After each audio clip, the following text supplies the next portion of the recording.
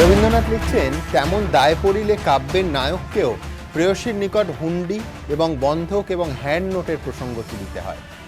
আর তেমন দায় পড়লে দুঁদে গোয়েন্দা কর্তাকেও দুষ্টু ছাত্রের মতো ক্লাসের জায়গায় আদালতের এক কোণে একেবারে চুপটি করে বসে থাকতে হয়। আদালত অবমাননার দায় এমনই বেনজির শাস্তির মুখে পড়লেন সিবিআইয়ের অন্যতম শীর্ষ আধিকারিক এম নাগেশ্বর রাও। তাকে 1 লক্ষ টাকা জরিমানা করার পাশাপাশি দিনভর আদালত কক্ষের এক কোণে বসে থাকার নির্দেশ দেন সুপ্রিম কোর্টের প্রধান বিচারপতি। পাশাপাশি আজ শিলংয়ে চতুর্থ দিনে বয়ান রেকর্ড করা হলো কলকাতার পুলিশ কমিশনার রাজীব কুমারের। অন্যদিকে আজ একটি ইমেল প্রকাশ করে বিস্ফোরক অভিযোগ এনেছেন রাহুল গান্ধী। বলেছেন, রাফায়েল চুক্তি হওয়ার আগেই নাকি সে কথা জানতেন অনিল আম্বানি। এছাড়াও আজ আপনাদের দেখাবো, এলাহাবাদ যাওয়ার পথে প্রাক্তন মুখ্যমন্ত্রী অখিলেশ যাদবকে আটকে দিল উত্তরপ্রদেশের পুলিশ। তবে আলোচনার শুরুতেই দেখব, আদালত অবমাননার দায়ে বেনজির শাস্তির মুখে সিবিআইয়ের অন্যতম শীর্ষকর্তা। দেখুন, বিহার হোমকাণ্ডে সর্বোচ্চ আদালতে ফের মুখ পুড়ল সিবিআইয়ের। আদালত অবমাননার দায়ে দোষী সাব্যস্ত হয়ে সাজা পেলেন দেশের প্রথম সারির তদন্তকারী সংস্থার অন্যতম শীর্ষ আধিকারিক এম নাগেশ্বর রাও। অলোক বর্মা ও রাকেশ আস্থানার সংঘাতের সময় নাগেশ্বর রাওকে সিবিআইয়ের অন্তর্বর্তী অধিকর্তা করে মোদী সরকার। কিন্তু দায়িত্বে এসেই রাতারাতি বিহার হোমকাণ্ডে তদন্তকারী অফিসার তথা সিবিআইয়ের তদানীন্তন যুগ্ম অধিকর্তা একে শর্মা সহ বেশ কয়েকজন অফিসারকে বদলি করে দেন তিনি। তাৎপর্যপূর্ণভাবে এই একে শর্মাই ছিলেন রাকেশ আস্থানার বিরুদ্ধে দায়ের হওয়া মামলার অন্যতম তদন্তকারী অফিসার। অধিকর্তা থাকাকালীন তাকে এই দায়িত্ব দিয়েছিলেন অলোক বর্মা। গত 28 নভেম্বর দিল্লি হাইকোর্ট জানায়, অলোক বর্মা ও একে শর্মা সিভিসি দপ্তরে গিয়ে রাকেশ আস্থানার মামলার ফাইল দেখতে পারবেন। কিন্তু চেয়ারে বসে যুগ্ম অধিকর্তা একে শর্মাকে কার্যত গুরুত্বহীন এমজিএমএতে পাঠিয়ে দেন নাগেশ্বর রাও। পরে তাকে পাকাপাকি সিবিআই থেকে সরিয়ে সিআরপিএফে বদলি করে দেওয়া হয়। অথচ মুজফ্ফরপুরের সরকারি হোমে শিশুদের যৌন নিগ্রহের মামলায় সুপ্রিম কোর্ট স্পষ্ট জানিয়েছিল, আদালতের অনুমতি ছাড়া তদন্তকারী অফিসারকে বদলি করা যাবে না। এই বদলি নিয়ে গত 7 ফেব্রুয়ারি তীব্র ক্ষোভ প্রকাশ করে প্রধান বিচারপতি রঞ্জন গগৈয়ের বেঞ্চ। আদালত অবমাননার নোটিশ পাঠিয়ে মঙ্গলবার নাগেশ্বর রাওকে সশরীরে হাজিরার নির্দেশ দেওয়া হয়। এর প্রেক্ষিতে গত সপ্তাহে হলফনামা দিয়ে নাগেশ্বর রাও জানান, আমি আমার অপরাধ মেনে নিচ্ছি, সেজন্য কোনো শর্ত না রেখে ক্ষমা চাইছি। তবে এটা বলতে চাই যে আমি জেনে শুনে ভুল করিনি। আদালতের নির্দেশ অমান্য করার কথা স্বপ্নেও ভাবতে পারি না।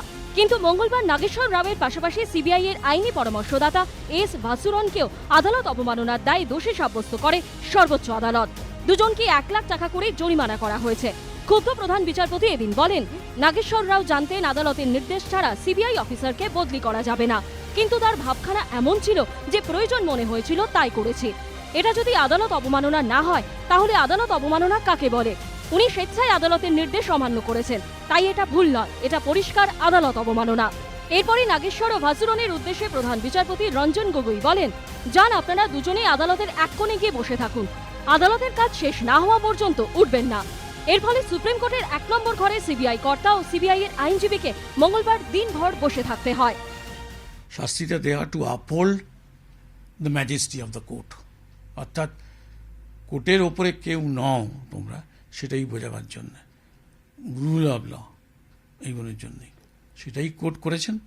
উপযুক্ত জিনিস হয়েছে। আমি খালি আশা করব নাগেশ্বর রাও যেন শিখে দ্বিতীয়বার আবার এই জিনিস না করেন। যেখানে স্পষ্ট নির্দেশ ছিল যে যারা তদন্ত করছে তাদের ট্রান্সফার করা যাবে না, তিনি ট্রান্সফার করে দিলেন। ট্রান্সফার করেছেন আমার নিজের ধারণা পলিটিক্যাল বসদের ইনস্ট্রাকশনে। তখন ভেবেছেন ট্রান্সফার তো করে দিলে তারপর যা হবে, বা কোর্টের কাছে ক্ষমা টমা চাইলে কোর্ট ছেড়ে দেবে, এটাই আমার ধারণা ওর মানসিকতা কাজ করছিল। কিন্তু সুপ্রিম কোর্ট যে সঠিকভাবেই বিচার ব্যবস্থার প্রতি মানুষের যে আস্থাটা ক্রমশ কমে যাচ্ছিল, সেটাকে ফিরিয়ে আনবার জন্য যে কড়া নির্দেশ দিয়েছেন, 1 লক্ষ টাকা ফাইন এবং 1 দিনের জন্য সাজা, অত্যন্ত প্রয়োজনীয়।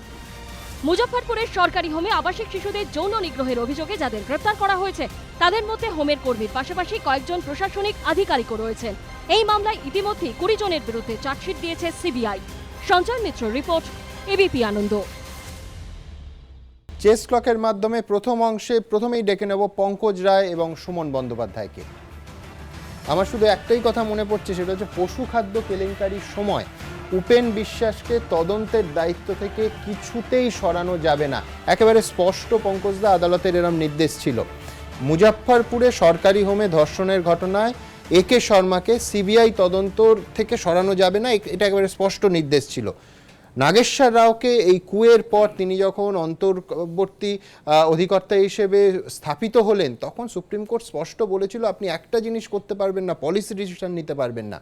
অথচ সেই নাগেশ্বর রাও এসেই 20 জনকে ট্রান্সফার করলেন। আসল কারণ তো বিহারের সরকারি হোমের তদন্ত নয়, আসল কারণ হচ্ছে এই একে শর্মা, আলোক বর্মার নির্দেশে আস্তানার বিরুদ্ধে মামলা সুপারভাইজ করছিলেন।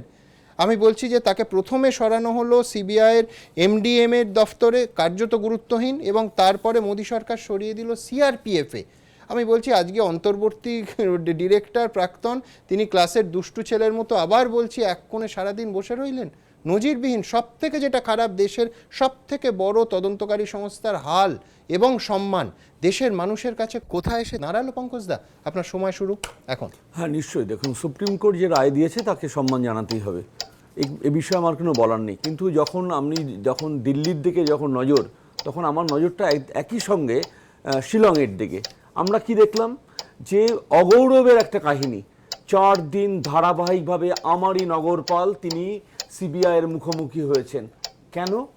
কারণ তিনি যে সিট গঠন করা হয়েছিল, সেই সিটে যে কাজ তার করার কথা ছিল তিনি তা করেননি। যে অভিযোগ আসছে, তদন্তকে অন্য দিকে ধাবিত করার চেষ্টা করেছেন, প্রভাবশালী লোককে আড়াল করা হয়েছে, এবং লার্জার কনস্পিরেসি বলতে যে বিষয়, তাকে আড়াল এমনভাবে করা হয়েছে যাতে কিছু লোক তারা সুবিধা পায়। এবং প্রশ্নটা যেহেতু সিবিআই তদন্তে, সিবিআই এর বিশ্বাসযোগ্যতাটা সিবিআই বিশ্বাস দিল্লিতে হচ্ছেটা কি? আপনি যখন বলছেন এই ঘটনা, আমি তো এই বিষয়ে কোনো মন্তব্য করছি না। আমি একই সঙ্গে বলছি যে সিবিআই যে কাজটা এক্ষেত্রে করলো, সেটাও আদালতের নির্দেশে, তাকেও সম্মান জানাতে হবে। এবং সিপিকে যে ডাকা হয়েছে সেটাও আদালতের নির্দেশ অনুসারে। তারপর এসে আপনার মনে আছে সুমন বাবু, 8 তারিখে তিনি যেতে চেয়েছিলেন, আগে দেখা করতে চাননি। অর্থাৎ যিনি সাক্ষী তিনি বলবেন যে আমি কবে অ্যাপিয়ার করব, সিবিআই বলেছেন না, তোমাকে 9 তারিখ অ্যাপিয়ার করতে হবে। এবং তারপর থেকে আজও পর্যন্ত ধারাবাহিকভাবে যেটা হয়েছে, এবং কুণাল ঘোষ যেটা বলেছে যে সেদিন যে একজন অভিযুক্ত সেও এই কথা বলছে, এবং তিনিও শাসক দলে, তিনি বলছেন যে সত্যি যদি সিটের কাজ উনি করতেন প্রকৃত অর্থে, তাহলে আজকে তাকে কার মুখোমুখি, তিনিও তার নৈতিক জয় দেখছেন। আমি নৈতিক জয় কি নৈতিক পরাজয় নয়, আমি মনে করি যে একজন সিপি তিনি এই পদে থেকে যেভাবে গরিব গুপ্ত মানুষের যে লুণ্ঠিত টাকা থেকে ডাইভার্ট করা হয়েছে তাকে আড়াল করার চেষ্টা করছেন, তিনি তার অবমাননা করেছেন। আপনার সময় শেষ। পঙ্কজ বাবু অত্যন্ত স্মার্টলি বিষয়টা শিলংয়ের দিকে ঘুরিয়ে দিলেন। আমি দ্রুত অবশ্য আদালত অবমাননা নিয়ে হ্যাশট্যাগ সঙ্গে সুমন লিখে সারাদিন যারা মন্তব্য পাঠালেন, কয়েকটা মন্তব্য দেখে নেব এই বিষয়ে। নাগেশ্বর রায় বিষয়ে মায়া ঘোষ মাইতি বলছেন আইনের ঊর্ধ্বে কেউই নন। দেবজিৎ চৌধুরী বলছেন সাধারণ মানুষ সিবিআইকে ভরসা করে, এটা যেন সিবিআই ভুলে না যায়। প্রদীপ দাস লিখছেন কোর্টের নির্দেশ অবমাননা করে কারুর ব্যক্তিগত লাভ হয়েছে কিনা সেটা তদন্ত করে দেখা উচিত। অরুণাভ সেন লিখছেন নাগেশ্বর রাওয়ের সাজায় বিচার বিভাগের প্রতি মানুষের আস্থা বাড়বে। তাপস মুখোপাধ্যায় লিখছেন ঠিকই আছে, আদালত অবমাননা করলে এমনটাই হয়। বারবার শিলংয়ের প্রসঙ্গ আনছিলেন পঙ্কজবাবু। সুমনবাবুর উত্তরে যাব, কিন্তু তার আগে দ্রুত একবার শিলংয়ে ঠিক কি হলো এবং এয়ারপোর্টে কুণাল ঘোষ নেবে ঠিক কি বললেন তৃণমূলের প্রাক্তন সাংসদ, দেখাবো। 2013 সালে কুণাল ঘোষকে দেখে যখন বিচার চেয়ে বেরিয়েছি, রাজীব কুমারের কষ্ট হয়নি। 2019-এ রাজীব কুমারকে দেখে আমার কষ্ট হচ্ছে।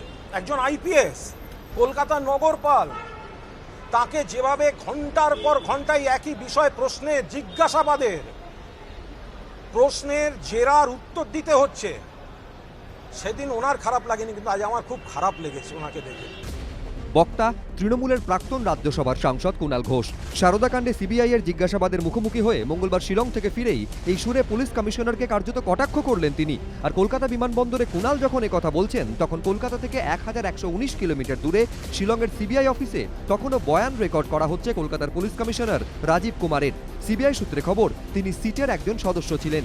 অন্যান্য অফিসারই সারদা তদন্তের খুঁটিনাটি সম্পর্কে বলতে পারবেন বলে সোমবার দাবি করেছিলেন রাজীব কুমার। সিবিআই সূত্রে খবর, সিটের কোন কোন অফিসার সারদা কাণ্ডের তদন্তের বিষয়ে জানেন তা নিয়ে এদিন প্রশ্ন করা হয় কলকাতার পুলিশ কমিশনারকে। অন্যদিকে মঙ্গলবার শিলং থেকে কলকাতায় ফিরেই রাজীব কুমারের বিরুদ্ধে চাঞ্চল্যকর অভিযোগ করেছেন তৃণমূলের প্রাক্তন সাংসদ কুণাল। 10 তারিখে উনি আমাদের এই নামগুলো আলোচিত হয় এবং 11 তারিখ উনি নিজেই বলে বসেন আমি রাত্রে তাদের ফোন করেছি, ওটা ক্যামেরায় রেকর্ডিং আছে। উনি কথার পিঠে কথা উনি ওটা বলে ফেলেছেন। উনি যাদের ফোন করছেন তারা পুলিশ অফিসার, তারা বিধাননগর কমিশনারেটে বা সিটে ওনার আন্ডারে ছিলেন। এখানে আশঙ্কা থাকে তদন্তে প্রভাব বিস্তার করার। ফলে আমি সিবিআইকে লিখিতভাবে জানিয়েছি তার বিরুদ্ধে অবিলম্বে বিষয়ে কঠোরতম ব্যবস্থা না নিলে এই তদন্ত এমনিতেই প্রচুর দেরি হয়েছে, সম্পূর্ণ ফলপ্রসূ হবে না। মঙ্গলবার সকাল 10:40 নাগাদ টানা চতুর্থ দিন বয়ান রেকর্ডের জন্য শিলংয়ের সিবিআই অফিসে পৌঁছন রাজীব। কিন্তু তার 8 ঘন্টা আগেই একটি ঘটনা ঘিরে চাঞ্চল্য তৈরি হয় সিবিআই এর শিলংয়ের অফিসে। সকাল 10:15 নাগাদ সিবিআই অফিসে একটি গাড়ি ঢোকে। সেখানে সামনের সিটে বসেছিলেন তদন্তকারী অফিসার তথাগত বর্ধন। পেছনের সিটে দুই সিবিআই অফিসারের মাঝে মাঙ্কি ক্যাপ পরে বসেছিলেন একজন। তাকে নিয়ে তড়িঘড়ি সিবিআই অফিসের ভেতরে ঢুকে যান ওই অফিসাররা, যদিও ওই ব্যক্তির পরিচয় সম্পর্কে কিছু জানা যায়নি। সকাল 11টা নাগাদ রাজীব কুমারের বয়ান রেকর্ড করা শুরু হয়। সিবিআই সূত্রে খবর, গত 3 দিনে রাজীব কুমারের বক্তব্যকে খতিয়ে দেখে আরো 45টি প্রশ্নের একটি তালিকা তৈরি করেছিলেন অফিসাররা। এদিন সেই তালিকা ধরেই প্রশ্ন করা হয় রাজীব কুমারকে। সিবিআই সূত্রে দাবি, রাজীব কুমার ও কুণাল ঘোষকে মুখোমুখি বসিয়ে বয়ান রেকর্ডের সময় একাধিক প্রশ্নে দুজন ভিন্ন উত্তর দিয়েছেন। সেই বিষয়েও এদিন রাজীবের বক্তব্য রেকর্ড করা হয়। দুপুরে মধ্যাহ্নভোজের বিরতির পর ফের এক দফা বয়ান রেকর্ড শুরু হয় কলকাতার পুলিশ কমিশনারের। তবে সিবিআই সূত্রে দাবি, রোজভ্যালির তদন্তকারী অফিসার সজুম শেরপা শিলংয়ের সিবিআই অফিসে হাজির থাকলেও এদিন সারদা কাণ্ড নিয়েই বয়ান রেকর্ড করা হয় রাজীব কুমারের। এ বিষয়ে এখনও কলকাতার পুলিশ কমিশনারের কোনো প্রতিক্রিয়া পাওয়া যায়নি। প্রকাশ সিনহা, এবিপি আনন্দ, শিলং।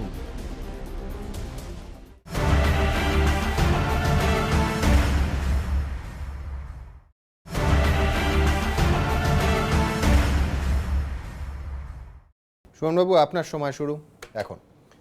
না দেখুন, গোটা প্রক্রিয়া দেখে মানে যেভাবে সিবিআই তদন্ত করছে, সিবিআই তদন্ত দেখে একটাই মনে হচ্ছে যে মোদির জমানায় দুর্নীতি দীর্ঘজীবী হোক, এর বাইরে আর কিছু বলতে পারছি না। কারণ আমি দেখছি পরপর ধরে, আজকে আমি জানি না যে ক্যাগের রিপোর্ট, রাফালের সম্পর্কিত ক্যাগের রিপোর্ট লোকসভা মানে সংসদে প্রকাশিত হয়েছিল, কিন্তু সেখানেও কনফ্লিক্ট অফ ইন্টারেস্ট কাজ করছে। রাজীব মহর্ষি বলে যে ভদ্রলোক, যিনি এখন ক্যাগের দায়িত্বে রয়েছেন, তিনি ছিলেন অর্থ সচিব যে সময় কিন্তু 2015-তে এই গোটা ডিলটা বিচিত্র। পঙ্কজ বাবুকে নাগেশ্বর নিয়ে রাও নিয়ে প্রশ্ন করলেন, উনি চলে যাবেন শিলংয়ে আর আপনি চলে গেলেন ক্যাগে। আমি সেটাই বলছি, মানে খুব দুর্ভাগ্যজনক যে আমি কি কাজ করেছি সেটা সার্টিফিকেট যদি আমি দিই, তাহলে খুব স্বাভাবিকভাবে এটা মনে হতে পারে যে দুর্নীতিকে আমরা বোধহয় প্রমোট করছি। দ্বিতীয়ত, যে রাফালে যেটা প্রকাশিত হয়েছে, যেটা হচ্ছে দুর্নীতি নিরোধক যে শর্ত, সেই শর্ত রাফাল থেকে বাদ দেওয়া হয়েছিল। অর্থাৎ মানে এই গোটা প্রক্রিয়ায় যদি কোনো অর্থ দেওয়া থাকে, তাহলে খুব স্বাভাবিকভাবে সেটার জন্য এই রাফাল চুক্তিটা বাদ পড়বে না। তৃতীয় যেটা গুরুত্বপূর্ণ কথা, সেটা হচ্ছে যে অমিত শাহ একটা কথা কিন্তু বলে ফেলেছেন, সেটা হচ্ছে যে উনি বলেছেন যে দলীয় সমর্থকদের চাঁদায় দল চলে না। তারই তো নিদর্শন আমরা দেখেছিলাম যে 10 থেকে 16ই নভেম্বর 2018 বার্কের রিপোর্ট অনুযায়ী বিজেপির বিজ্ঞাপন সমস্ত ছাপিয়ে গিয়েছিল। গোটা যে প্রক্রিয়া, রাজীব কুমারকে যে জেরা, এটা মানে সুপ্রিম কোর্টের নির্দেশে হচ্ছে। রাজীব কুমার না অভিযুক্ত, না সাক্ষী, তিনি সাহায্যকারী। 2014-তে যে সিট প্রক্রিয়াকে, রাজীব কুমারের যে তদন্ত প্রক্রিয়াকে সিবিআই মানে সুপ্রিম কোর্টের তরফ থেকে তারিখ করা হয়েছিল, খুব স্বাভাবিকভাবে তাকে একটা মানে আনকন্ডিশনাল সুরক্ষা চক্র দেওয়া হয়েছে এবং তার নির্দেশ। অর্থাৎ গোটা যে প্রক্রিয়াটা চলছে, এই প্রক্রিয়া থেকে কিন্তু বোঝা যাচ্ছে যে ওই যে নরেন্দ্র মোদী প্রথম দিকে কথা হয়েছিল না, যে গুজরাট দাঙ্গার পর নরেন্দ্র মোদীকে নাকি 12 ঘন্টা বা 19 ঘন্টা টানা জেরা করা হয়েছিল, তা সেই জেলাটা যখন করা হচ্ছে, খুব স্বাভাবিকভাবে উনি এখন ক্ষমতায় রয়েছেন, সিবিআই এখন ওনার দাস, খুব স্বাভাবিকভাবে গোটা প্রক্রিয়াটা বিরোধী দলের দিকে উনি ঠেলে দেবেন। এর মধ্যে অর্থাৎ পলিটিক্যাল ভেন্ডেটা। আপনার সময় শেষ। আপনাদের দুজনকেই ধন্যবাদ। আমার পরের দুই বক্তা প্রায় সরকারি প্যানেল, দেবজিৎ সরকার এবং বিজন সরকার, দুই সরকারকে ডেকে নেব। কিন্তু তার আগে উত্তরপ্রদেশ সরকার কি করলো। অখিলেশ যাদব তিনি যাচ্ছিলেন এলাহাবাদে কেন্দ্রীয় বিশ্ববিদ্যালয়ের ছাত্র সংসদের অনুষ্ঠানে, উত্তরপ্রদেশ পুলিশ তাকে আটকে দিল। কি ঘটনাটা আগে দেখাবো, তারপর তাই নিয়ে আসবো আমার দুই বক্তার কাছে। দেখব। बंगाल की मुख्यमंत्री सुश्री ममता बनर्जी को कहना चाहता हूं, ममता दीदी, दबाने से कभी भारतीय जनता पार्टी दबती नहीं है। इस बार वहां पर परिवर्तन सुनिश्चित होने जा रहा है। বিজেপি নেতৃত্ব বারবার অভিযোগ করছে বাংলায় রাজনৈতিক কর্মসূচি পালন করতে গিয়ে তাদের বারবার বাধার মুখে পড়তে হচ্ছে, গণতান্ত্রিক অধিকার লঙ্ঘিত হচ্ছে। এবার সেই একই অভিযোগে বিদ্ধ হল বিজেপি শাসিত উত্তরপ্রদেশ সরকার। এলাহাবাদ বিশ্ববিদ্যালয়ের ছাত্র সংসদ নির্বাচনে সভাপতি পদে জিতেছে সমাজবাদী পার্টির ছাত্র সংগঠন। মঙ্গলবার সেই শপথ গ্রহণ অনুষ্ঠানে যাওয়ার কথা ছিল অখিলেশের। তিনি যখন এলাহাবাদ যাওয়ার জন্য লখনৌ বিমানবন্দর থেকে বিশেষ বিমানে উঠতে যান, তখনই তাকে বাধা দেওয়া হয় বলে অভিযোগ। জানিয়ে ওই প্রশাসনিক আধিকারিকের সঙ্গে উত্তপ্ত বাক্য বিনিময় হয় উত্তরপ্রদেশের প্রাক্তন মুখ্যমন্ত্রী। সেই ভিডিও সোশ্যাল মিডিয়ায় পোস্ট করেন অখিলেশ।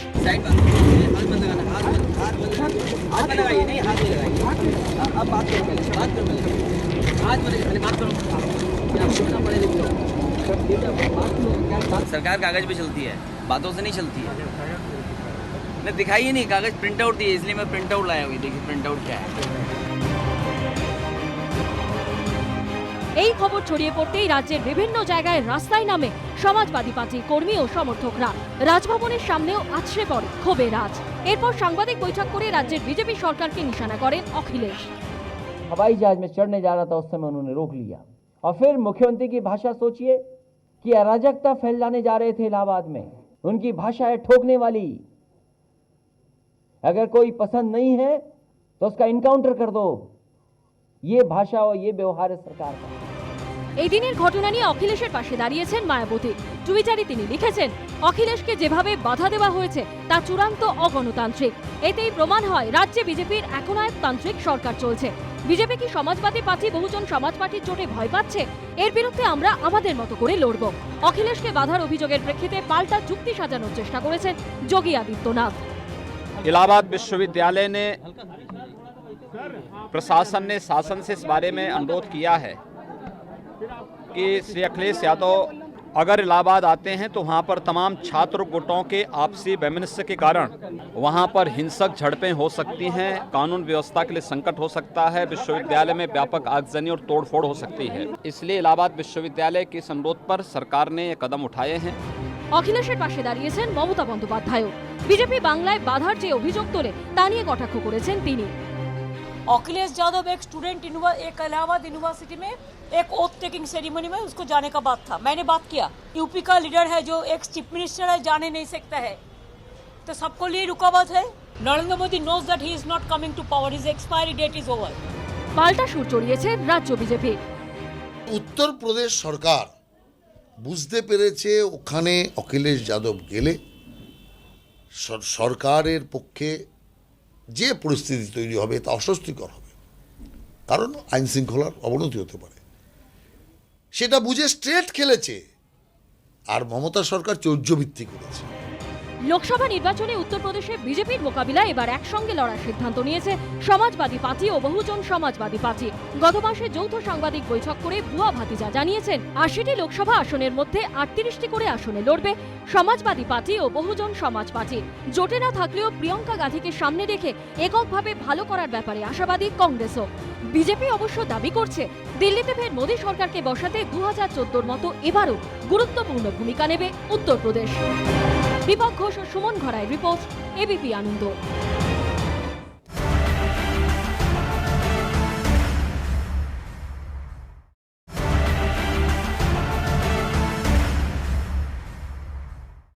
দেবজিৎ, আমার একটাই প্রশ্ন, এবারে কি করে বলা যাবে যে পশ্চিমবঙ্গে গণতন্ত্র নেই? হেলিপ্যাড পাই না, মাঠ পাই না সভা করতে, যাত্রার অনুমতি পাই না, এইগুলো তো শুনে আসছিলাম। কিন্তু আজকে তারপরে যখন যোগী আদিত্যনাথের হেলিকপ্টার যখন পশ্চিমবঙ্গের মাটি ছুঁতে পারলো না, তখন বলা হলো যে উত্তরপ্রদেশের বর্তমান মুখ্যমন্ত্রীর সঙ্গে অপমানজনক ব্যবহার করা হয়েছে। আজকে উত্তরপ্রদেশের প্রাক্তন মুখ্যমন্ত্রীর সঙ্গে উত্তরপ্রদেশের মাটিতে কি ব্যবহার করা হচ্ছে তুমি ফুটেজটা দেখবে, ওখানে পরিষ্কার বলা হচ্ছে যে প্রাক্তন মুখ্যমন্ত্রীকে অখিলেশ যাদবকে বলতে হচ্ছে গায়ে হাত দেবেন না। মানে এ কোন ভারতবর্ষ? দেবী, তোমার সময় শুরু এখন। কোন ভারতবর্ষ? একদম মমতা বন্দ্যোপাধ্যায় যেটা বললেন পশ্চিমবঙ্গের মুখ্যমন্ত্রী হিসেবে, উল্টি চোর কোতোয়াল কো ডাঁটে, একদম উল্টো। আপনারা দেখুন যে অখিলেশ যাদবের এই আজকে যে উত্তরপ্রদেশে উনি যেতে পারেননি এলাহাবাদ ইউনিভার্সিটিতে, সেখানে উনি ভাষণ দিতে পারেননি, প্রয়াগে যাওয়ার পথে ওনাকে আটকে দেওয়া হয়েছে ইত্যাদি যে বলা হয়েছে, সেখানে আর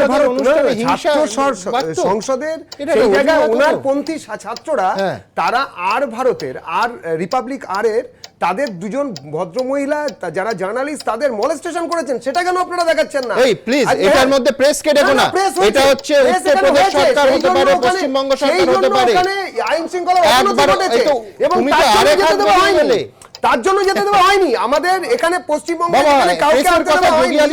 আমাকে বলতে দিন যদি না নিশ্চয়ই প্রেসের সাংবাদিকদের সম্মানের কোনো দাম নেই। হ্যাঁ, উত্তরপ্রদেশ সর্বরাজ্য আমি লিস্টটা বের করব, গত 6 মাসে সাংবাদিকদের কি হাল করেছে তোমরা হবে না। পশ্চিমবঙ্গে ভালো কিনা সেটা অন্য প্রশ্ন হয়েছে, সেটা হচ্ছে সব জায়গাতে প্রেসের ঘাড়ে চাপিও না, দায়িত্ব নিতে হবে। প্রেসকে হেলিকপ্টার নামতে দেওয়া হয়নি। আজকে উনি প্রাক্তন মুখ্যমন্ত্রীর কথা বলছেন, বর্তমান প্রধানমন্ত্রীকে জায়গায় জায়গায় সভা করতে দিতে বাধা দেওয়া হয়েছে, স্পটেও নয়, সব জায়গায় এয়ারপোর্টে আটকানো হচ্ছে। আপনি যোগী আদিত্যনাথকে কাজ করতে দেওয়া হয়নি, আসতে দেওয়া হয়নি, তার এয়ারপোর্টের কথা হেলিপ্যাড যেটা কিনা বিএসএফ, আমি নিজে ছিলাম রায়গঞ্জে, বিএসএফ এর হেলিপ্যাডকে বলে দেওয়া হয়েছে প্রতিশোধের কোনো ব্যাপারই নেই। ওনার সঙ্গে কিসের প্রতিশোধ? বাংলায় গণতন্ত্র নেই, আচ্ছা উত্তরপ্রদেশে সঙ্গে 100 কোনো প্রতিশোধের বা প্রতিযোগিতার কোনো ব্যাপার হয় না। ওনারা ওনাদের মতন রাজনীতি করছেন। যেতেন তুমি তো সেখানে গিয়ে যদি হাঙ্গামা তো কে দেখতেন? এখানে একই কথা তো মমতা বন্দ্যোপাধ্যায় রানীগঞ্জে বাবুল যে এখানে হাঙ্গামা করলে কি হবে? এখানে রানীগঞ্জে বাবুল সুপ্রিয়কে কেন ঢুকতে দেওয়া হয়নি যখন হয়েছিল? বসিরহাটে যখন দাঙ্গা হয়েছিল কেন ঢুকতে দেওয়া হয়নি? এটা তো প্রশাসনের একই যুক্তি থাকে। আরে যুক্তি এই যে যোগী আদিত্যনাথ যে যুক্তি দিচ্ছে মমতা বন্দ্যোপাধ্যায় সেই যুক্তি দেন, এটাতে কোনো অসুবিধা নেই, সেই যুক্তি দেন। এটা হচ্ছে রাষ্ট্রশক্তি হাতি থাকলে না, মানে এই নয় যে রাষ্ট্রশক্তি বিপক্ষকে বলতে দেবার নামে খুলেআম কাজ করতে দিয়েছে। কোথায় ওনাদের তো অন্য কোথাও যেতে বাধা দেওয়া হয়নি। বেশ আমি বিজনের কাছে আসবো। Bijon, with a very serious note, পশ্চিমবঙ্গের উদাহরণগুলো অনুসরণযোগ্য নয়, একাধিক উদাহরণ, একাধিকবার এই অনুষ্ঠানে আমরা বলেছি। আমি জানি না পশ্চিমবঙ্গকে যোগী আদিত্যনাথ অনুসরণ করছেন কিনা, আর সেটা কমপ্লিমেন্ট কিনা যদি অনুসরণ করেন, কিন্তু কাশ্মীর থেকে কন্যাকুমারিকা রাজনীতিবিদরা যদি এই রকম সংকীর্ণ ভাবনা ভাবে, আমি বলছি যে যোগী আদিত্যনাথের হেলিকপ্টার যখন এলো না তখন বলা হয়েছিল যে পশ্চিমবঙ্গে যেতে কি ভিসা লাগবে। আমার আজকে প্রশ্ন যে উত্তরপ্রদেশে একটা শহর থেকে আরেকটা শহরে যাবেন, লখনৌ থেকে এলাহাবাদে যাবেন, সেটা যেতে দেওয়া হচ্ছে না। শহর থেকে শহরে রাজনীতিবিদরা চলাচল করছেন না। উত্তরপ্রদেশে হলেও খারাপ, দেবজিৎ, আমি সম্পূর্ণ দেবজিতের সঙ্গে একমত, পশ্চিমবঙ্গে হলেও খারাপ। তোমার সময় শুরু। প্রথম কথা, পশ্চিমবঙ্গের উত্তরটা দিই। বাংলার ক্ষেত্রে রাজনাথ সিং থেকে শুরু করে প্রধানমন্ত্রী অমিত শাহ সবাই সভা করে গেছেন, কিছু ক্ষেত্রে সভা করতে পারেননি। এই পারেননির মধ্যে যুক্তি হলো সমস্ত কাগজপত্র আমি জমা দিলাম না দিয়ে যতটা না সভায় লোক আসছে তার থেকে বেশি যদি মিডিয়ায় ভাসে না করতে যাওয়ার জন্য, সেটা একটা লাভ। হাতে একাধিক কাগজপত্র ছিল বিজন, না কিছু ক্ষেত্রে আমি 90% দিলাম, 10% দিলাম না, এটা যদি করতে পারি তাহলে মিডিয়া কভারেজ অনেক বেশি পাওয়া যায় সভা করার থেকে। এটা আমার পশ্চিমবঙ্গের ক্ষেত্রে যুক্তি। এবার প্রশ্ন হলো ওখানে যে আটকানো হচ্ছে, আপনি আটকানোর ক্ষেত্রে আজকে অখিলেশের আটকানোর কথা বলছেন, এর আগে আটকানোর কথা বলুন। আসামে যখন এখান থেকে এমএলএ, এমপি এবং মন্ত্রীরা গেছিলেন, বিমানবন্দরেই আটকে দেওয়া হয়েছিল, আসামে ঢুকতে দেওয়া হয়নি। সেই দলে ছিলেন এমপি মমতা বালা ঠাকুর, যিনি মতুয়া মহাসংঘের নেত্রী। আমি এবার বলি আরেক রাজ্যে যেতে ভিসা লাগবে। এইবারে বলি, সেই মতুয়া মহাসংঘের নেত্রীর বাড়িতে মানে বড়মার পায়ে হাত দিয়ে প্রণাম করছেন প্রধানমন্ত্রী, অথচ তার রাজ্যের পুলিশ, বিজেপি পুলিশ। কিন্তু তুমি আসামের কাজটা খারাপ হয়েছে, উত্তরপ্রদেশের কাজটা খারাপ হয়েছে, বাংলার কাজটা ভালো হয়েছে কি করে? আমি একবারও ভালো বলিনি। কাগজ যদি জমা না দিয়ে সমস্ত পেপারস সেটা মিডিয়াতে বেশি করে আরো যদি ছড়িয়ে পড়তে পারে, সেই কাজটা করেছে। আমি শুধু একটা কথা বলবো, 1936 সালে বার্লিনে একটা সামার অলিম্পিক হয়েছিল। সেই অলিম্পিকে থাকার সময় সমস্ত লোকজনকে একটু সরিয়ে পিছন দিকে রেখেছিল, যারা ভবঘুরে পাগলা তাদেরকে। কি এমন গোপন জিনিস আছে যে সেই জিনিসগুলো দেখাতে চাইছে না বিজেপি এবং যোগী সরকার? এটা জানতে হবে। আসল কথা একটাই, কিছু লুকাতে চাইছে। আসল কথা একটাই, যে জোট হয়েছে 19-এর ব্রিগেড। আমি একটু বলি, United India United India BJP বিরোধী শক্তি 23টা দল যখন এক হয়েছে সবাইকে আটকাতে হবে। মায়াবতী অখিলেশ এক হয়েছে, তাকে আটকাতে হবে। সিবিআই লে নিয়ে দাও, ইডি লে নিয়ে দাও, অনুষ্ঠান করতে দিও না। এটাই বিজেপির এখন প্রধান কাজ। তোমার সময় শেষ। আমি দ্রুত একবার হ্যাশট্যাগ সঙ্গে সুমন নিয়ে এই উত্তরপ্রদেশের ঘটনায় কারা কি বললেন দেখব, এবং পরবর্তী দুই বক্তাকে সন্ময়বাবু এবং তরুণবাবু দুজনকে ডেকে নেব। দেবাশিস বাইন, আপনি আটকালে কোনো দোষ নেই, যত দোষ অন্যের বেলায়। গত 5 মিনিট বিতর্কে আমরা কি তাই দেখলাম জানি না। পরের মন্তব্য পীযূষ পালে, প্রাক্তন মুখ্যমন্ত্রীকেই তার রাজ্যে বাঁধা, এই বিজেপি আবার গণতন্ত্রের কথা বলে।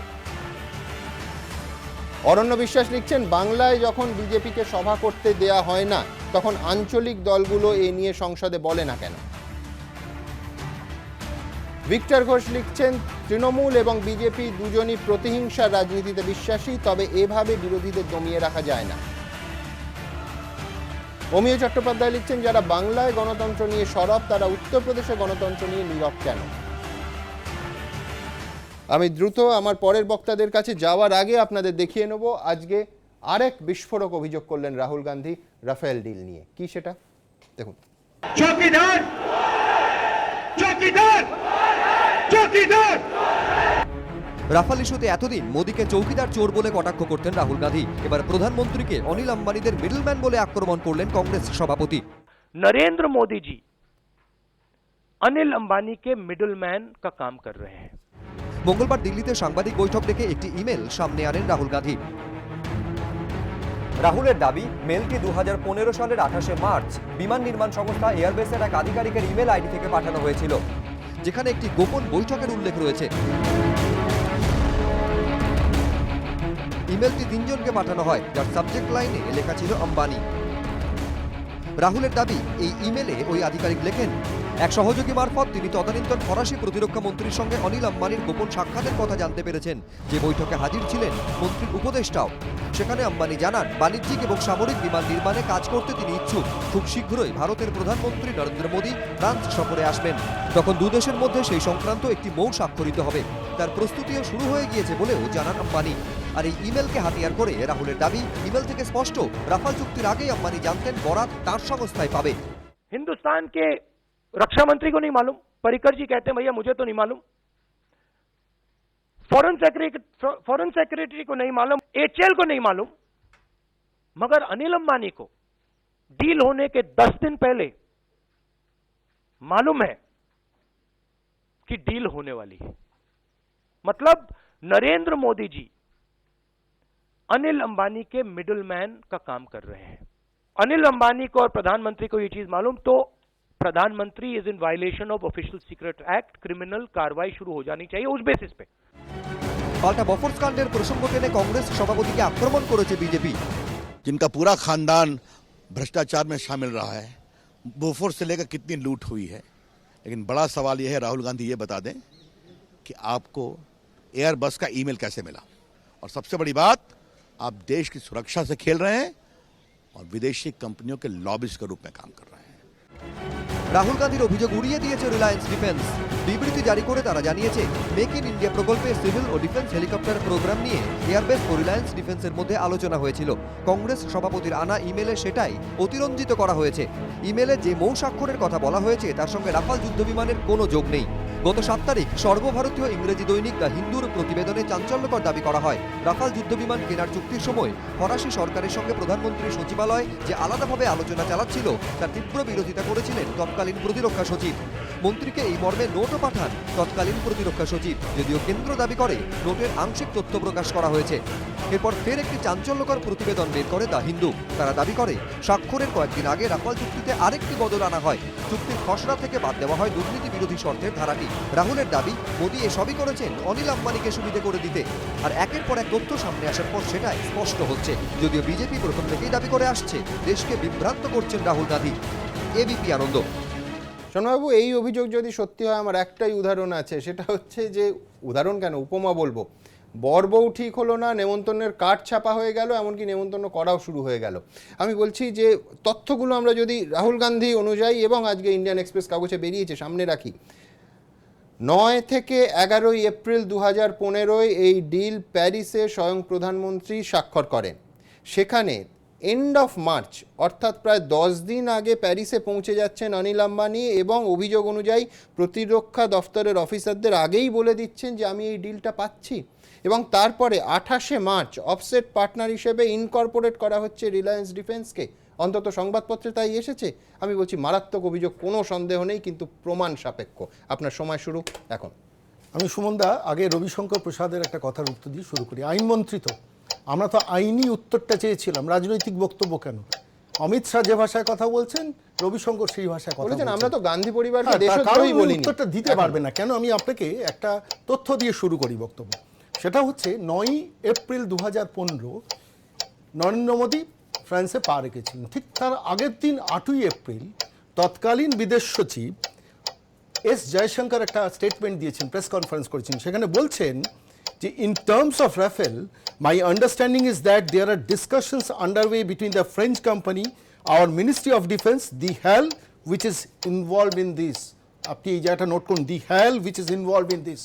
8ই এপ্রিল পর্যন্ত হেল রইল। 9 এপ্রিল নরেন্দ্র মোদী পা দেওয়ার পর ওটা ট্রান্সফার হয়ে গেল, সঙ্গে সঙ্গে আম্বানির গ্রুপের পরিচিত হলো।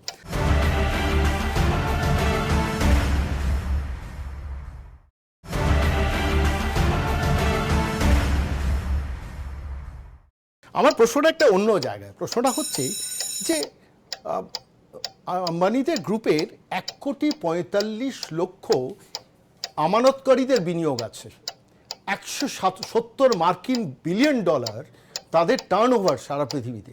সেই কোম্পানির সিইও যখন তাকে কাটমানি হোল্ডার বলছেন রাহুল গান্ধী, তার সৎসাহসটুকু নেই কেন যে মানহানির মামলা করা? এখানেই না, আপনারা কি মানহানির মামলা করবেন? আজকে রবিশঙ্কর প্রসাদ বলছেন যে আরেকটা প্রতিদ্বন্দ্বী কোম্পানি লবিস্টের কাজ করছে। এটা তো রাজনৈতিক বক্তব্য, নির্বাচনের আগে রাজনৈতিক বক্তব্য। আমরা তো তথ্য দিয়ে বলছি, অনিল আম্বানি গ্রুপ, তথ্য দিয়ে বলছি 45,000 কোটি টাকা দেনায় ডুবে রয়েছে। আমরা তথ্য দিয়ে বলছি এরিকসন গ্রুপের কাছে 550 কোটি টাকার কন্টেম্পট অফ কোর্ট, সুপ্রিম কোর্টের ভার্ডিক্ট বেরিয়েছে অনিল আম্বানি গ্রুপের। সেই ডুবে যাওয়া একটা কোম্পানিকে কি করে ফ্রান্সে নিয়ে গিয়ে, এই যে আপনি তথ্যটা বলছিলেন ঠিক মার্চ মাসে অনিল আম্বানি সমস্ত তথ্য নিয়ে আপনার আদালতে যাচ্ছেন না কেন? এবং যাওয়া হবে, আগে গণ আদালতে দিই, নির্বাচনে যাই, লোকসভা নির্বাচন সামনে আসছে, মানুষ দেখুক চৌকিদার চোর কিনা। আপনি বলছেন আদালত পরে, আগে আমি এখানে আপনার সময় শেষ। আবার নিঃসন্দেহে এই বিষয়ে আমরা আসবো। আমি তরুণ বাবুর কাছে যাওয়ার আগে দ্রুত একবার হ্যাশট্যাগ সঙ্গে সুমন দিয়ে যারা মন্তব্য পাঠালেন, কয়েকটা মন্তব্য দেখে নেব। কে আনাম বলছেন, জবাব না দিয়ে পাল্টা অভিযোগ, চৌকিদার তার ভূমিকা সম্পর্কে নিজেই ধোঁয়াশা তৈরি করে ফেলেছেন। মাধব মুখোপাধ্যায় লিখছেন, রাফায়েলের সত্যি কি আদৌ মানুষের সামনে আসবে নাকি পুরোটাই রাজনৈতিক দড়ি টানাটানি? শেখ জামিরুল ইসলাম লিখছেন, অবিলম্বে যৌথ সংসদীয় তদন্ত হওয়া উচিত। গৌতম সরকার লিখছেন, রাহুল গান্ধী মানুষের বিরক্তির কারণ হয়ে দাঁড়াচ্ছেন। সুমিতা দাস লিখছেন, রাফায়েলে সুপ্রিম কোর্ট চলবে না, এখন আবার ক্যাক চলবে না। এখন জেপিসি যদি দেয়া হতো তাহলে ওটাও চলতো না, আসলে বিচারপতি হিসেবে রাহুলকেই চাই। মিলন দাস লিখছেন, রাফায়েলের ফাঁসে ক্রমশই জড়িয়ে পড়ছে মোদী সরকার, তাই এত হাত পা ছুঁড়ছে বিজেপি। আমি তরুণবাবুর কাছে যাব। তরুণবাবু, একটা আমি ইন্ডিয়ান এক্সপ্রেসের কথা বললাম, হিন্দু আর একটা বিস্ফোরক তথ্য সামনে আনলো, একেবারে অফিসিয়াল নোট সমেত। সেটা কি যে পিএমও থেকে এই ডিলের আগে নাকি প্যারালাল নেগোসিয়েশন চালানো হয়েছে এবং ডিফেন্স সেক্রেটারি তাকে ডেপুটি এয়ার মার্শাল কমপ্লেন করছেন, তিনি রিয়্যাক্ট করছেন, মনোহর পারিক্কার তাকে বলছেন তিনি ওভার রিয়্যাক্ট করছেন। আমি বলছি দাম নিয়ে নেগোসিয়েশনের এই নোট সামনে আসার পর নিঃসন্দেহে ভারতীয় রাজনীতি তোলপা। তরুণবাবু, আপনার সময় শুরু এখন। সুপ্রিম কোর্টের দুটো রায় নিয়ে আমি যে আমার বক্তব্য বলবো। 1 নম্বর হচ্ছে রাফাল চুক্তি নিয়ে, যেটা সুপ্রিম কোর্ট রাফাল চুক্তি নিয়ে তদন্ত খারিজ করে দিয়েছেন। পরের দিনই কেন্দ্রীয় সরকার আবার সেই সুপ্রিম কোর্টে বলেছে যে আমরা যে তথ্য দিয়েছিলাম এই তথ্যের মধ্যে অসঙ্গতি আছে, ভুল আছে। এবং সংবাদপত্রে যা প্রকাশিত হয়েছে সেখানেও দেখা যাচ্ছে দুর্নীতির ধারা রাখা যাবে না। তারপরে বিশেষ অ্যাকাউন্টে এই যে লেনদেন যেটা প্রতিরক্ষা চুক্তিতে হয় সমস্ত কিছু হচ্ছে যে, এবং প্রতিরক্ষা দপ্তর যে প্রস্তাবগুলো দিয়েছিল সেই সমস্ত প্রস্তাব বাতিল করছে কে? প্রধানমন্ত্রীর দপ্তর। এই ধরনের চুক্তিতে সবসময় প্রতিরক্ষা দপ্তর যে ডিল করে, সেখানে প্রতিরক্ষা দপ্তরকে বাইপাস করে প্রধানমন্ত্রীর দপ্তর ডিল করছে মানে এর মধ্যে অন্য কোনো উদ্দেশ্য আছে, এবং দুর্নীতি যে আছে এটা হচ্ছে যে প্রকাশ্যে চলে এসছে আজকে।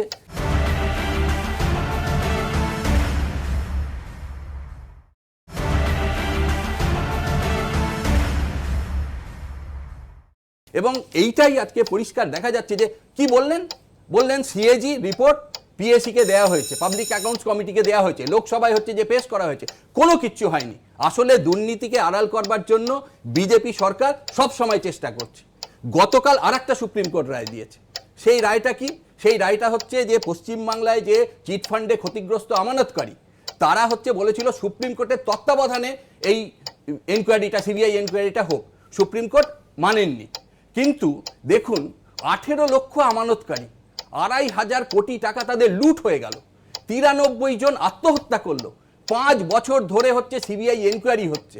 আসলে সিবিআই এর এনকোয়ারি যেটা হচ্ছে এটা সুপ্রিম কোর্টের তত্ত্বাবধানে হচ্ছে না বলেই বিজেপি এবং তৃণমূল এই গেম, এই নাটক, এই খেলা করার সুযোগ পাচ্ছে। এটা যদি সুপ্রিম কোর্টের তত্ত্বাবধানে হতো তাহলে এটা সুযোগ পেত না। সেই কারণে আমরা পরিষ্কার বলছি, এক, রাফালে চুক্তি নিয়ে যদি উচ্চ পর্যায়ে তদন্ত না হয় তাহলে এইটা কোনোদিন প্রকাশিত হবে না, আর চিট ফান্ড নিয়ে যদি সুপ্রিম কোর্টের তত্ত্বাবধানে যদি তদন্ত না হয় তাহলে এটা হবে না। ফলে এই দুটো সরকারকে, বিজেপি সরকার কেন্দ্রে এবং রাজ্যে মমতা ব্যানার্জি সরকার রেখে এই তদন্ত হতে আপনার পারে। সময় শেষ। আপনাদের দুজনকে অসংখ্য ধন্যবাদ। আমি নিঃসন্দেহে বিজেপি এবং তৃণমূলের প্রতিক্রিয়া নেব, কিন্তু তার আগে এখন আপনারা টেলিভিশনের সামনে যে জিনিসটার জন্য অপেক্ষা করছেন, আমরা তখন বেশ ছোট, বুঝলেন। গত শতাব্দীর 8-এর দশকে এ রাজ্যের দেয়ালে, বিশেষ করে গ্রাম বাংলা, একটা দেয়াল লিখন খুব দেখা যেত। মাটি সোনা ধান সোনা বুকে ধরি বাঁচতে, ভুলো না তারা হাতুড়ি কাস্তে। তো কৃষক সমাজকে কাছে টানতে, বিশেষ করে কৃষক কুলের সমর্থনকে ব্যালট বক্সে কিংবা ইভিএমে টেনে আনতে রাজনৈতিক দল যে কত মরিয়া, ভারতীয় রাজনীতি দশকের পর দশক তা দেখে আসছে। 5 রাজ্যের ভোটে সেই ছবি দেখা গেল, কেন্দ্রীয় বাজেটেও সেই একই ছবি, এবং অবশ্যই লোকসভা ভোটেও সেই কৃষকের মন ভেজাতে সব দলের আপ্রাণ চেষ্টা। আমাদের আজকের রাজনৈতিক ব্যঙ্গচিত্রের নতুন টিভি আঙ্গিকে উঠে এসেছে সেই কৃষক তোষণের ছবি। দেখে হাসুন, কিন্তু রাজনীতিবিদদের জন্য শর্ত একটাই, কেস দেবেন না প্লিজ। দেখুন। কেস দেবেন না প্লিজ।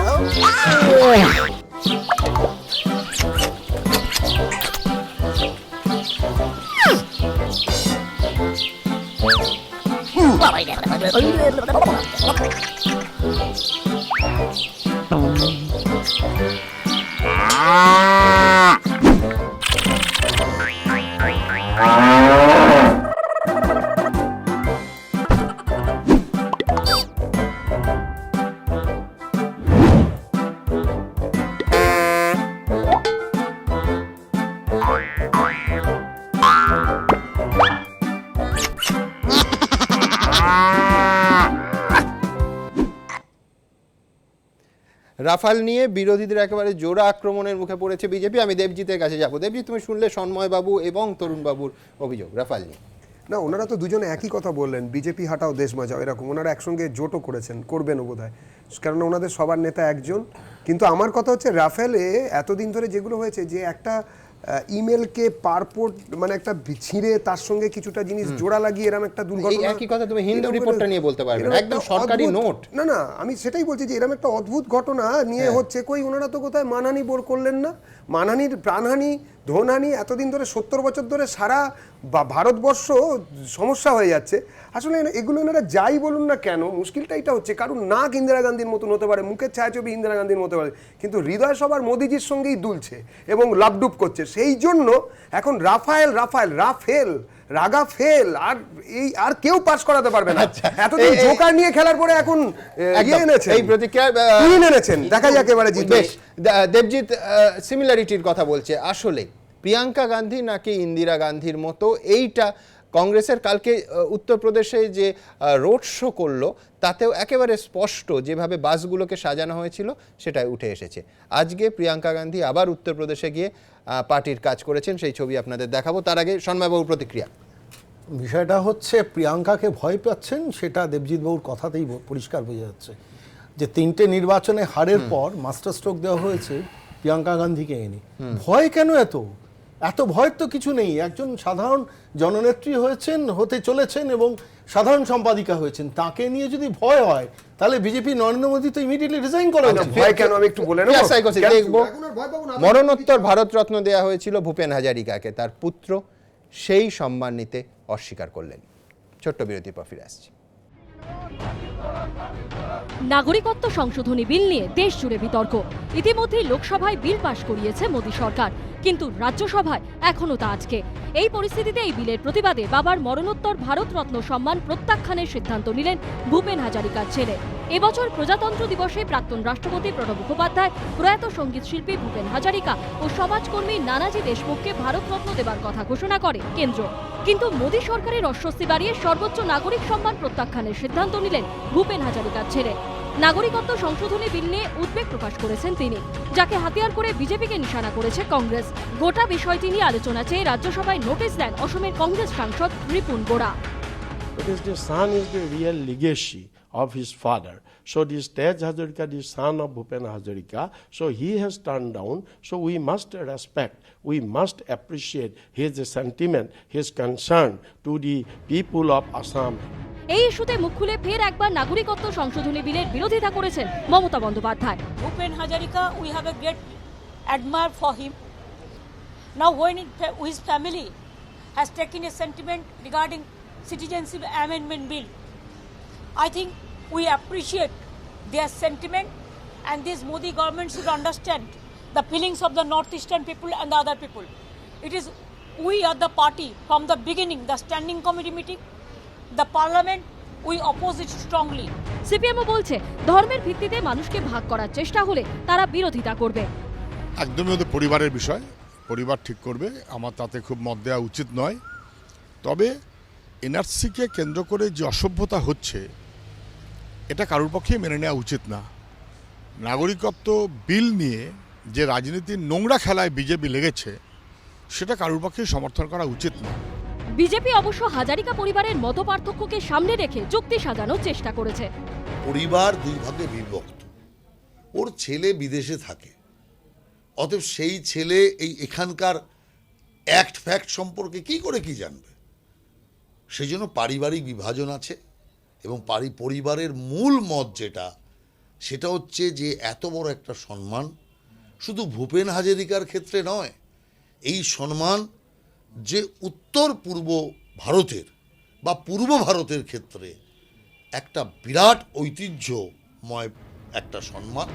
কিছুদিন আগেই নাগরিকত্ব সংশোধনী বিলের প্রতিবাদে পদ্মশ্রী সম্মান ফিরিয়ে দেন মণিপুরের প্রখ্যাত চিত্র পরিচালক অরিবাম শ্যাম শর্মা। মোদী সরকারের দেওয়া পদ্মশ্রী ফিরিয়েছেন নবীন পট্টনায়কের বোন তথা বিজু পট্টনায়কের মেয়ে গীতা মহতাও। তিনি জানিয়েছেন লোকসভা ভোটের মুখে এই সম্মান বিড়ম্বনা বাড়াতে পারে। সালটা ছিল 2015। মোদী সরকার ক্ষমতায় আসার পরপরই অসহিষ্ণুতা বিতর্ক মাথাচাড়া দিয়েছিল। প্রতিবাদে দেশজুড়ে পুরস্কার প্রত্যাখ্যানের ঘোষণা করেন নানা ক্ষেত্রের বেশ কয়েকজন বিশিষ্ট মানুষ। লোকসভা ভোটের মুখেও পুরস্কার প্রত্যাখ্যানের তালিকাটা ক্রমেই লম্বা হচ্ছে। উজ্জ্বল মুখোপাধ্যায় ও সমিত সেনগুপ্তের রিপোর্ট, এবিপি আনন্দ। 4 দিনের সফরে আজ দিল্লি গেলেন রাজ্যের মুখ্যমন্ত্রী মমতা বন্দ্যোপাধ্যায়। যন্তর মন্তরের সামনে অরবিন্দ কেজরিওয়ালের যে ধর্ণা, সেখানে যোগ দেবেন মুখ্যমন্ত্রী। দেখুন, আজকে এখান থেকে আমরা মিটিং শুরু করছি। আমি অনুরোধ করব চন্দ্রবাবু নাইডুকে মিটিং করতে, সেন্ট্রাল মিটিং করুক চন্দ্রবাবু নাইডু তার নিজের রাজ্যে। অরবিন্দ কেজরিওয়াল করবে দিল্লিতে, আমরা সবাই যাব। 19 ব্রিগেডে দেশের তাবড় বিরোধী নেতাদের এক মঞ্চে নিয়ে এসে বিজেপি বিরোধিতার সুরটা বেঁধে দিয়েছিলেন মমতা বন্দ্যোপাধ্যায়। তারই দেখানো পথে দিল্লিতে মোদী সরকারের বিরুদ্ধে প্রতিশ্রুতি ভঙ্গের অভিযোগ তুলে ধর্নায় বসেছিলেন অন্ধ্রপ্রদেশের মুখ্যমন্ত্রী চন্দ্রবাবু নাইডু। দিল্লিতে যেতে না পারলেও তাতে সমর্থন জানিয়েছিলেন তৃণমূল নেত্রী। এবার দিল্লির মুখ্যমন্ত্রী অরবিন্দ কেজরিওয়ালের ধর্নায় যোগ দিতে মঙ্গলবার 4 দিনের সফরে দিল্লি গেলেন মমতা বন্দ্যোপাধ্যায়। রওনা দেওয়ার আগে কলকাতা বিমানবন্দর থেকেই বিজেপিকে কড়া আক্রমণ করলেন তৃণমূল নেত্রী।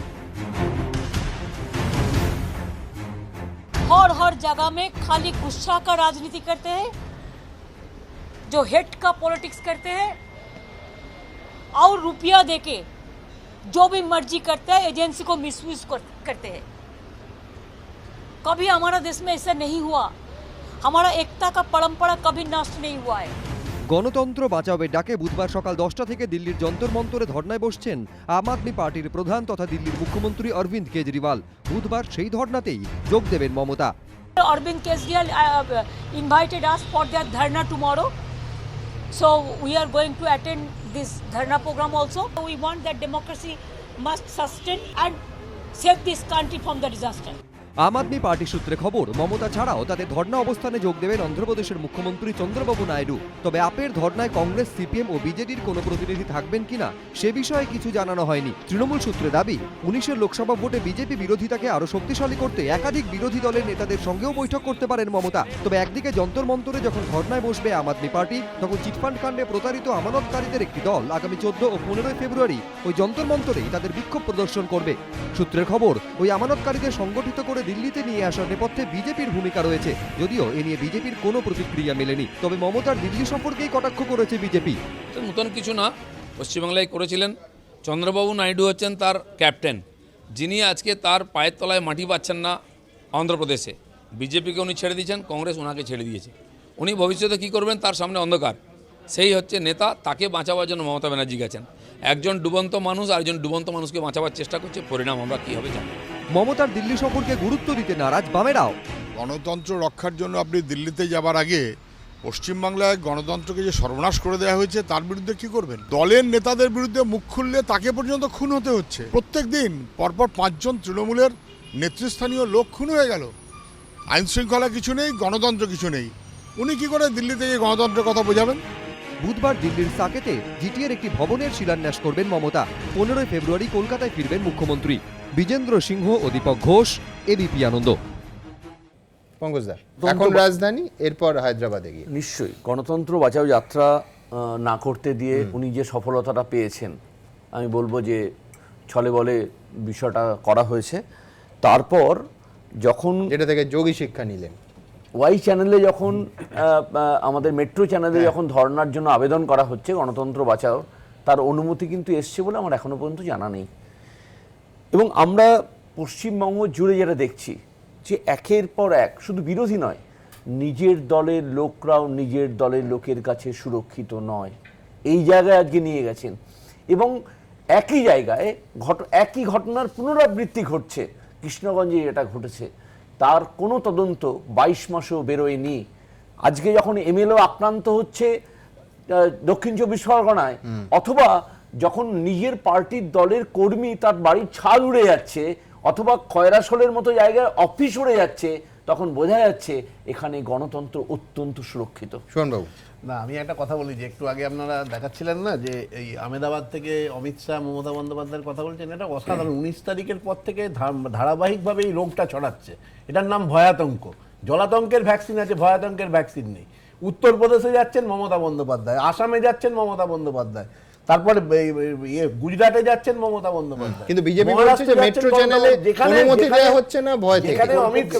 যেখানে অমিত শাহ এবং যোগী মানে আমাদের ওই নরেন্দ্র মোদী যাচ্ছেন, সেখানেই মমতা বন্দ্যোপাধ্যায়কে ওনারা স্মরণ করছেন। এবং সবথেকে বড় কথা যে আপনি ধরুন এই যে ইউপির কথা আপনি যোগী আদিত্যনাথ একটু আগে দেখালেন, আমি জানতে চাইছি যে ইউপিতে অখিলেশ যাদবকে কি ইউপি পুলিশ আটকেছে, না ওই হিন্দু যুবা বাহিনী যেটা ওই যোগী আদিত্যনাথের যে প্রাইভেট আর্মি, সেই প্রাইভেট আর্মি আটকেছে? কারণ উত্তরপ্রদেশের একটা বড় অংশে ওই প্রাইভেট আর্মি সেখানে শাসন করে।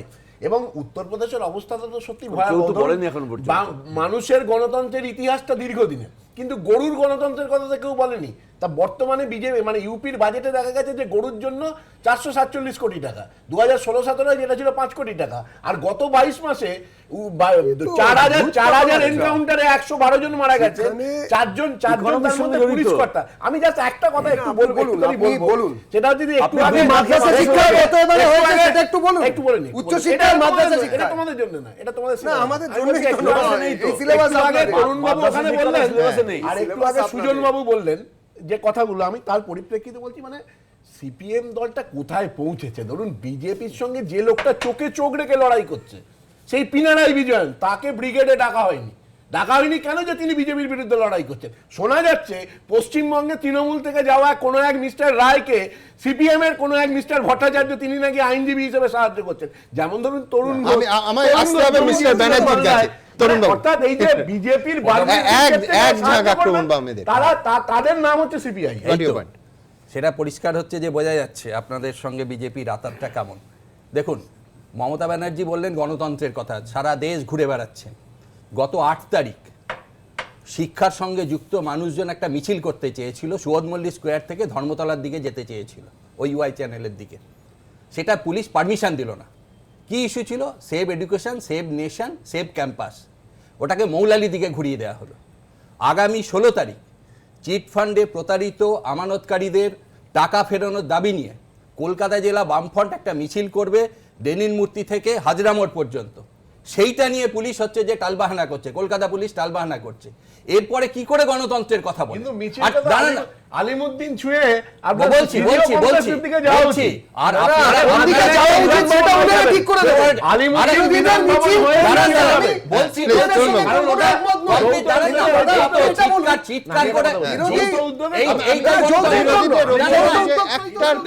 বিশেষ করে মেট্রো চ্যানেলে আমার বিরুদ্ধে বলেছেন, আমি তো বাধা দিইনি। আমাকে বলতে দিন, সঞ্চয়িতায় প্রতারিত আমাকে বলতে দিন। আচ্ছা, 3রা ফেব্রুয়ারি ব্রিগেড সমাবেশ হলো, সুপ্রিম কোর্টে গিয়েছিল কলকাতা পুলিশ, সিবিআই সবাই গিয়েছিল।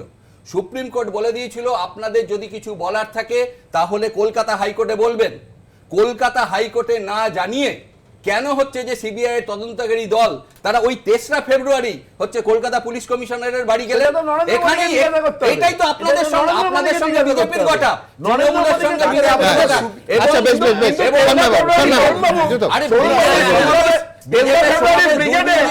কিন্তু কেউ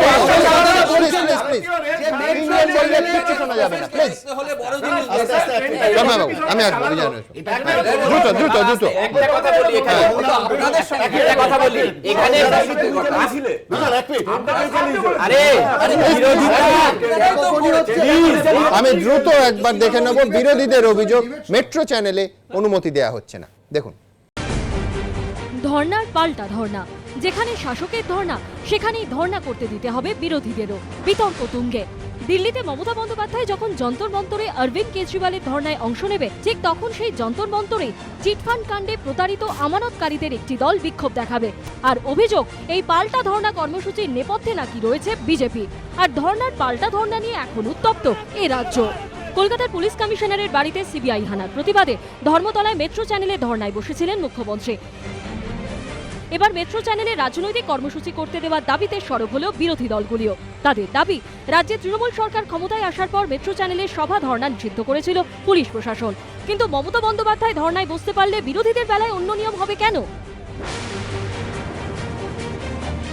ফেব্রুয়ারি মাসের 21, 22 ও 23 তারিখে গণতন্ত্র পুনরুদ্ধারের দাবিতে মেট্রো চ্যানেলে ধর্নায় বসার কর্মসূচি নিয়েছে বিজেপি। অনুমতি চেয়ে কলকাতা পুলিশকে ইমেল করা হয়েছে। মমতা ব্যানার্জি যেহেতু ওখানে দুর্নীতির পক্ষে আন্দোলন শুরু করেছেন, আমরা দুর্নীতির বিপক্ষে ওখান থেকে আন্দোলন শুরু করব। যেখানে মমতা ব্যানার্জি করেছিলেন বিনা অনুমতিতে, আমরা ওখানে অনুমতি নিয়ে করব বলেই চিঠি লিখেছি। না হলে অন্যভাবে মিছিল করে, মনোমিছিল করে তার প্রতিবাদ আমরা করব। বিজেপিকে পাল্টা দিয়েছে শাসক দল। তাদের কটাক্ষ, প্রকল্প নকলের পর এবার ধর্নাস্থলও নকল করতে চাইছে বিজেপি। মমতা বন্দ্যোপাধ্যায় ধর্না করেছে, এবার দিলীপ ঘোষরা করবে, তাহলে বিজেপি দলটা রেখে লাভ নেই তো। মমতা বন্দ্যোপাধ্যায়ের উপরই তো আস্থা এদের। আজকে what Bengal things today, India thing tomorrow. What Trinamool is thinking today, BJP is thinking tomorrow. এসব তো ধর্না, নাটক, প্রহসন। মমতা তো আমরণ অনশনে বসেছে 26 দিন। তবে এইসব ধর্না, এগুলো হচ্ছে মমতা দিচ্ছে ধর্না, তোরাও কিছু কর না। চিটফান্ড কাণ্ডে নিরপেক্ষ সিবিআই তদন্তের দাবিতে সোমবার মেট্রো চ্যানেলে বিক্ষোভ কর্মসূচি নিয়েছিল যুব কংগ্রেস। যদিও পুলিশ কংগ্রেসকে সেই অনুমতি দেয়নি। জরিনা ক্রসিং এর আগেই যুব কংগ্রেস কর্মীদের আটকে দেয় পুলিশ।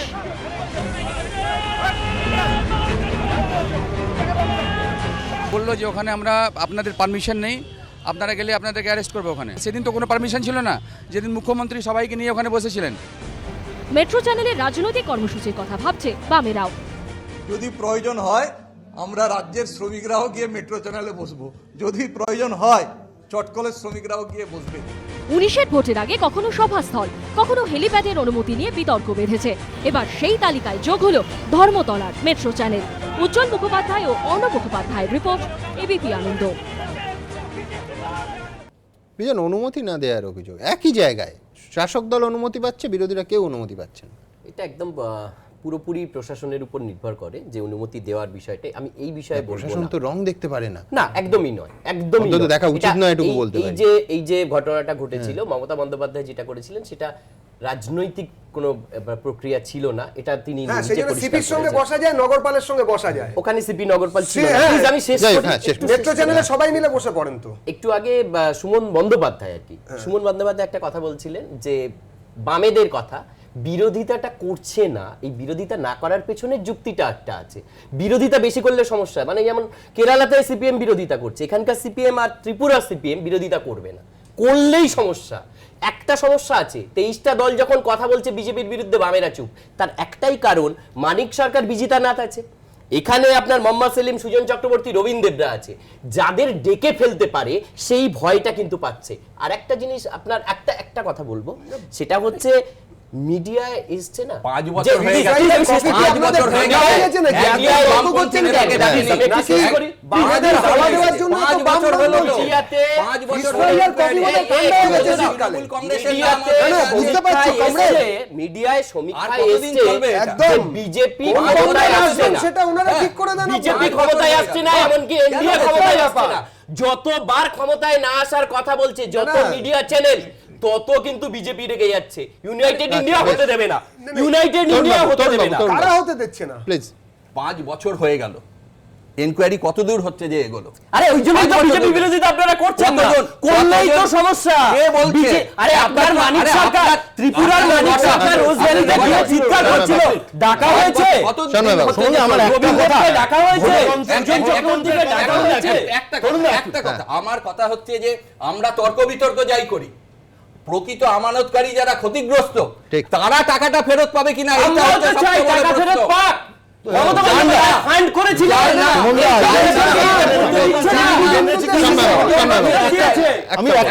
আমি একটা কথা বলবো, বিজন কিংবা সুমনদাদের গলার জোর এত চিৎকার হচ্ছে গণতন্ত্র নিয়ে, প্রশাসনিক বৈঠকগুলোতে সেখানকার বিরোধী দলের বিধায়ক কিংবা জনপ্রতিনিধিদের ডাকেন না কেন মাননীয়া? আজকে গণতন্ত্রের গল্প বলছেন, আজকে গণতন্ত্রের নামে সত্যাগ্রহের অপমান করছেন। প্রতারিত চিট ফান্ডে প্রতারিত মানুষগুলো যখন আত্মহত্যা করছে তাদের জন্য তো সত্যাগ্রহ আসে না, এখন সত্যাগ্রহ আসে।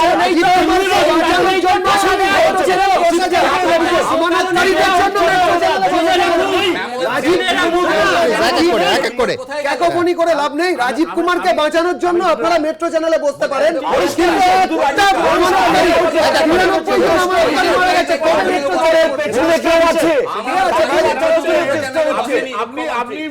বন্দ্যোপাধ্যায় যখন মেট্রো চ্যানেলে বসেছিলেন,